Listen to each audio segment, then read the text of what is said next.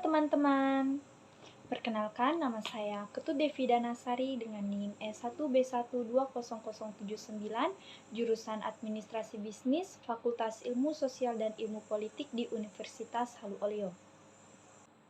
Kali ini saya akan mempresentasikan hasil review video YouTube dari channel Dr. Indrawan Nugroho dengan judul Inovasi Bisnis Nekat Subway Untung-untungan atau Genius.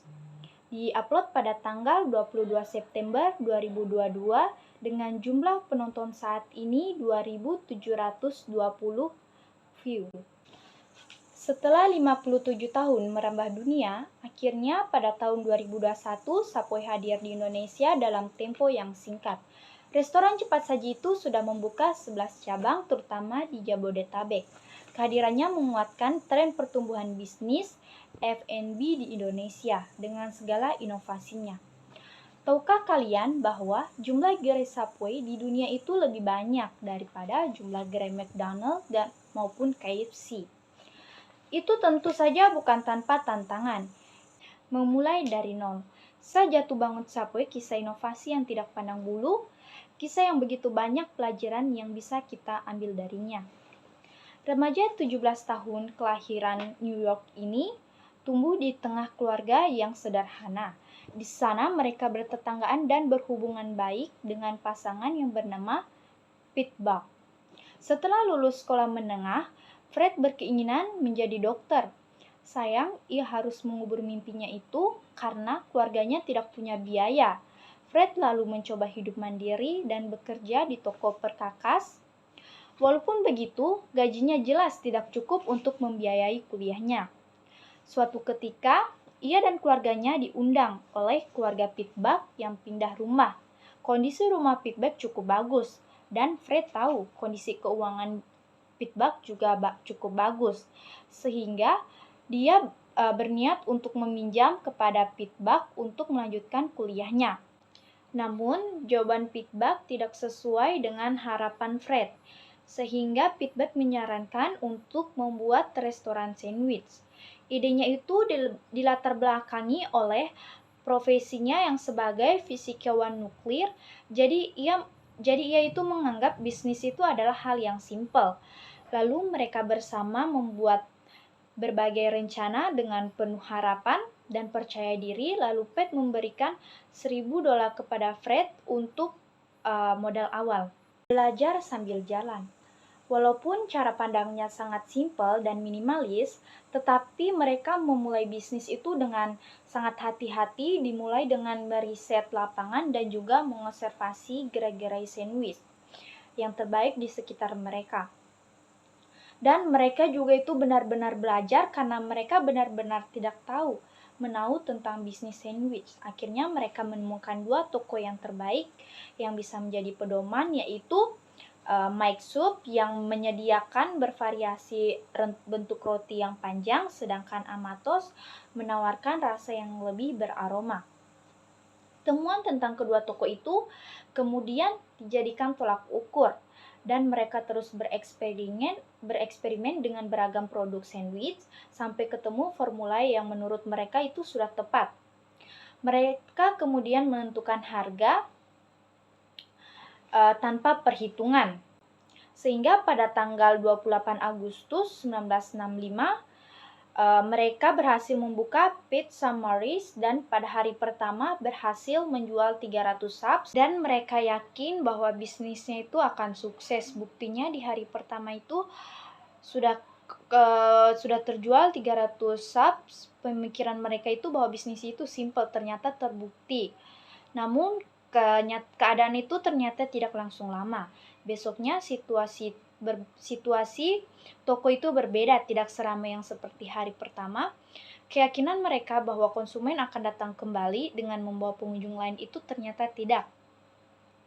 Bahkan berbulan-bulan kemudian, penjualan mereka justru menurun, lalu segala cara ditempuh oleh Fred and Pete dalam memperbaiki bisnisnya, termaksud mengiklankan tokonya di radio dengan biaya yang cukup besar, tapi semua usaha itu tidak membuahkan hasil. 6 bulan lamanya mereka bertahan, hingga mereka sudah tiba di titik batas dan di ujung keputusan untuk menutup tokonya Lalu mereka tiba-tiba kepikiran sebuah strategi unik. Mereka perlu membuka satu toko lagi. Mungkin kedengaran gila dan sembrono, tapi karena risikonya besar, tapi strategi itu justru mampu membawa Subway ke arah perubahan yang lebih baik. Toko kedua itu dibuka di wilayah berbeda, tujuannya adalah untuk membandingkan hasil penjualan dan mengetahui apa yang salah dari usaha yang dijalani selama ini. Selain itu, dengan membuka cabang, calon pembeli kan akan punya pandangan positif kalau toko itu uh, uh, membuka cabang lebih, berarti bisnisnya berjalan dengan baik dan produknya juga diminati kan. Terus pada tahun 1966 itulah titik awal mereka sukses. Kemudian di tahun yang sama mereka membuka cabang yang ketiga. Saat itu mereka bekerja lebih giat. Mereka ingin mewujudkan tujuan utama yang dibuat sejak awal, yaitu membuka 32 restoran dalam waktu 10 tahun. Bergerak mendunia. Nama Pet Summary diganti dengan Subway supaya lebih mudah dan lebih menarik. Perusahaan dikelola sebagai perusahaan keluarga. Ibu Fred itu fokus mengelola gerai pertama dan kakaknya bertanggung jawab membuat sandwich. Memasuki tahun 1973, perusahaan mereka genap 8 tahun dan tersisa 2 tahun lagi untuk bisa mencapai target. Dan Fred baru bisa membuka 16 restoran. Saat itu mereka pun pesimis. Untuk bisa memenuhi tekad yang mereka sudah tetapkan sejak awal. Di saat itulah mereka bertemu dengan William. Dia itu orang yang luar biasa. Dia itu founder Dunkin' Donuts, salah satu kafe terkenal yang mendunia. Juga merupakan salah satu tokoh di balik keberhasilan waralaba KFC dan McDonald. Bahkan di sepanjang karirnya, William telah berhasil membuat asosiasi waralaba internasional. William menyarankan agar Fred mencari lokasi toko dengan lahan parkir yang luas, dan dia juga menyarankan agar memulai menjalankan bisnis dengan model waralaba. Setahun kemudian, pada tahun 1974, Subway berhasil menjalankan sistem model bisnis waralaba, dan walaupun mereka gagal membuka 32 restoran, di tahun 10 pada tahun 10 ternyata dengan model bisnis yang baru itu Subway berhasil membuka kurang lebih 5.000 gerai dalam berikutnya. Ekspansi waralaba terjadi secara bertahap dan terus menerus hingga kemudian akhirnya mendunia.